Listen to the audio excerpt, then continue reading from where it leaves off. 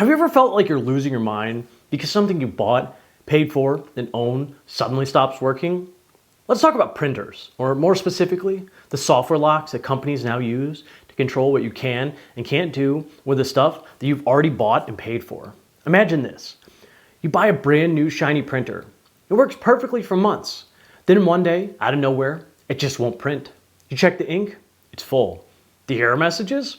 Completely unhelpful. You're about to throw the darn thing out the window. And then after hours of frustration, you discover that the real problem is that you canceled a subscription. That's right. Companies like HP have figured out a way to disable ink cartridges that you've already paid for if you're not subscribed to their monthly service. It's called HP Instant Ink, and it's marketed as a convenient subscription to deliver ink right to your door when you need it. But here's the catch. If you cancel the service, even the cartridges sitting on your printer, ones you've already bought and paid for, become completely useless. And HP isn't alone in this. This is part of a larger trend where companies charge you endlessly for the stuff that you thought that you owned. Let's talk about subscriptions. They're everywhere, aren't they? Most of us already pay for things like Netflix, Spotify, Amazon Prime, and that's fine. These services, they make sense. You're paying for access to a library of movies, music, or maybe faster shipping. But now, it's gone beyond entertainment or convenience. Companies are turning basic, everyday products into subscription traps. It's a trap! Think about it. You can subscribe to toothbrush heads, razor blades, coffee pods, even water filters. At first glance, that might sound convenient. Who doesn't like getting what they need delivered right on time to their door when they need it? But what happens when these subscriptions aren't optional? They're mandatory.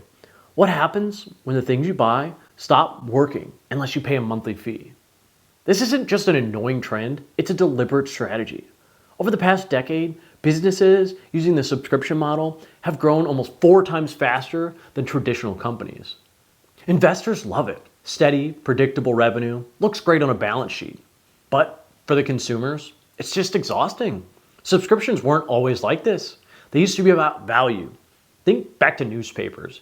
You paid a small monthly fee to have the latest news delivered to your doorstep every morning. It was a simple, fair trade. Cable television built on that idea. For a small monthly fee, you got clearer signals and more channels.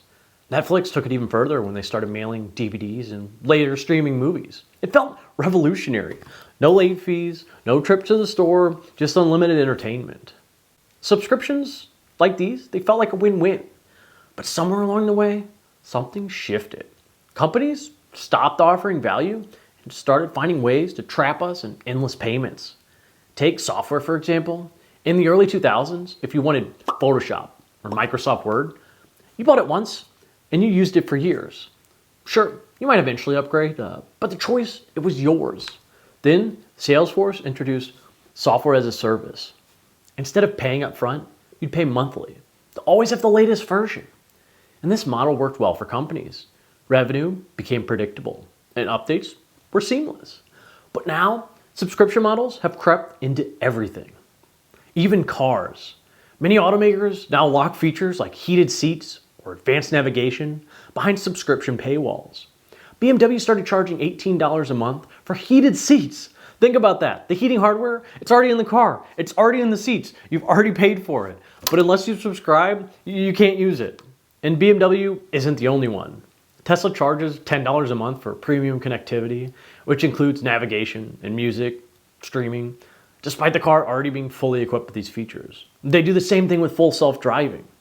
Mercedes took it a step further, offering an annual subscription for faster acceleration. That's right, you already bought the car, but if you wanted to go faster, you'll have to pay extra for that. Why are we letting this happen? Imagine if your toaster suddenly required a monthly fee to make toast. Or if your fridge charged you to keep your groceries cold, just holding them hostage. It sounds absurd, but that's exactly what's happening with these so-called smart devices. Here's the real kicker. Companies use software to enforce these subscriptions. Your car, your printer, even your coffee machine, they're all tied to software. And if you stop paying, the software can disable features or the entire product. This tactic is called software tethering. HP does it with their printers.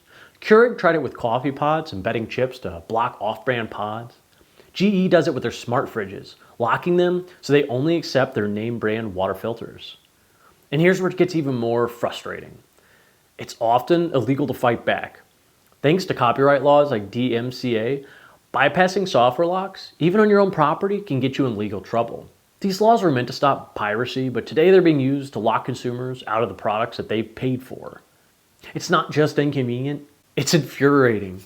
Let's zoom out even further. This isn't just about printers or cars or coffee machines. It's about control. When these companies control the software, they control the product. And when they control the product, they control you. This isn't hypothetical. Nest, owned by Google, decided to stop supporting their Revolve smart home hubs. These devices cost hundreds of dollars, but one day, they just stopped working. No refunds, no alternatives, just expensive paperweights. Spotify did the same thing with their $90 car thing device, as did Juicero with their $400 juicer. And even some electric vehicles have been bricked when the companies behind them went bankrupt. The question is, where does this end? What happens when more companies adopt this model? Will we reach a point where ownership itself becomes obsolete? You'll own nothing and be happy? The good news is consumers are starting to push back. The FTC recently introduced new rules to crack down on deceptive subscription practices like free trials that turn into paid memberships without clear consent. Public outrage has forced companies like BMW and HP to completely rethink their subscription strategies. But this fight isn't over. At its core, it's about ownership. When you buy something, you should own it outright, no strings attached. Your money, your stuff, your choice. It's time to reclaim ownership. The only subscription I can really recommend is a subscription to my YouTube channel because it's completely free and I won't come to your house and turn off all your crap. So it would really mean a lot to me. If you like this video, please give it a like, comment below, subscribe. Thank you so much for watching and I'll see you next time.